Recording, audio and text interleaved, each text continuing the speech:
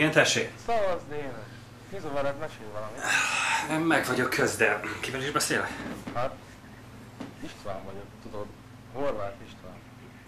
Nem tudom. Bár volt egy István nevű ismerősöm még gimnáziumban, de azt nem Horvátnak hívták. Hát, hogyha te vagy az a bizonyos Újvári Dénes az Ady Endre gimnáziumból, akkor tudnod kéne, ki vagyok. A név az stimmel, csak nem az Odiba jártam, hanem a Szabó Ervingbe.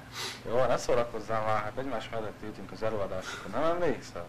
Én nem szórakozok, srác, ráadásul előadásaim se voltak, csak a tanár kioktató kis előadásait nem lehet annak nevezni, szóval bocs, de ez mellé ment. Na csá.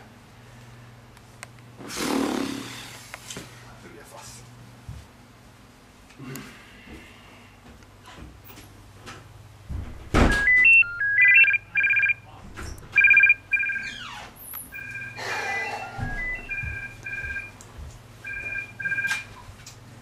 Tessék! Ugye most csak szivatsz, ha? Most megsértettelek, vagy mi van? Srác, nem szivatlak, megismétlem. Nem az Ady Endre gimnáziumba jártam, és Horváth István se ismerek. Igen? És akkor mégis... Honnan tudom, hogy ki vagy? Honnan a faszomból tudjam? Biztos a fórumon vesztünk össze valamelyik topikba, és most kinyomoztad az elérhetőségemet, onnan a faszba tudja.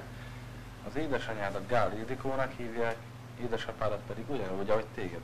Csak neked Péter, míg neki Attila az utóneve. Ez stimmel. A kedvenc rendező pedig David Fincher, a kedvenc film pedig bár... Nem esküszöm meg, de a 7. Ez is stimmel. Na csak nem mondod. Na, elárulnád végre, hogy miért szivatsz itt engem? Nem szivatlak, mondom. Nem ismerlek. Oké? Okay? Most, komolyan, most melyik topikba vesztünk össze? Milyen filmeket néztél a topik? Jó van, figyelj, én itt nem akarom. Ne. Leszarom, hogy mit akarsz, jó? Rohadtul nincs hangulatom az ilyen hozzád hasonló pszichopatákhoz, oké? Okay? Van így is elég bajom nélküle.